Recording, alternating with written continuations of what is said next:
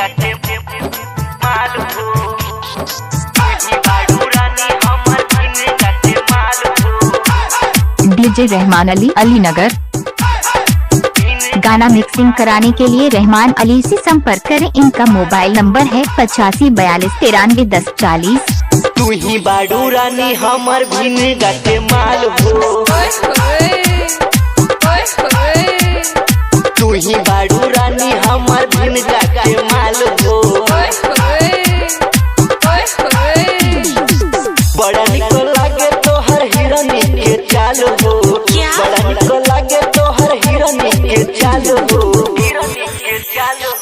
तुही बाड़ू रानी हमर बिन गाते माल हो। अरे हाय तुही बाड़ू रानी हमर बिन गाते माल हो। गाना मिक्सिंग कराने के लिए रहमान अली से संपर्क करें। इनका मोबाइल नंबर है 8542931040।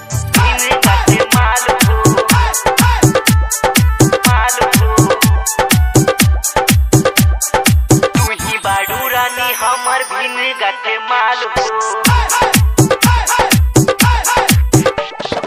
मल्हीपुर के कहा चल है पहिले बा हमरा के पागल, बाहगंज के बिंदिया सटलू ओही से दिलवा लागल, ओही से दिलवा लागल।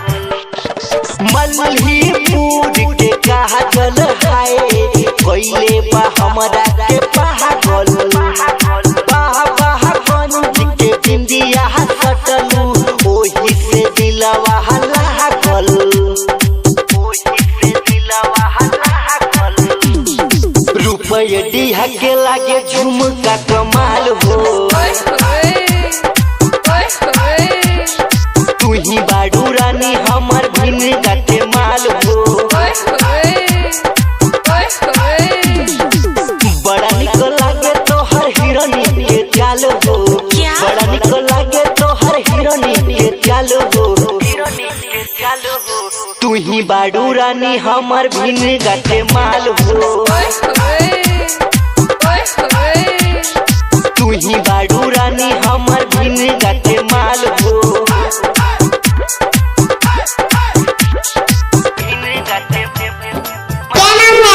रहमान अली, तुही बाड़ू रानी हमर बिन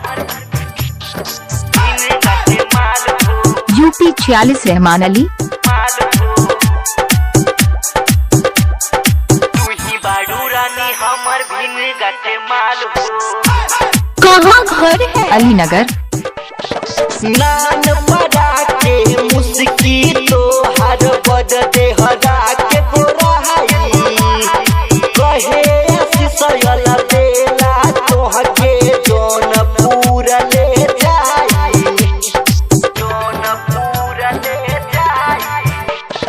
नान पड़ा के मुस्की तो हर बद दे हरा के गोराई, कहे सिसयल बेला तोहके जौनपुर ले जाई, जौनपुर ले जाई। राइटर से खयाली लिखेले बवाल हो। तुही हाउ रानी हमर बिन गाते माल हो। बड़ा निक लागे तोहर हिरनी के चाल हो, बड़ा निक लागे तोहर हिरनी के चाल हो। तुही बाड़ू रानी हमर बिन गाते माल हो। तुही बाड़ू रानी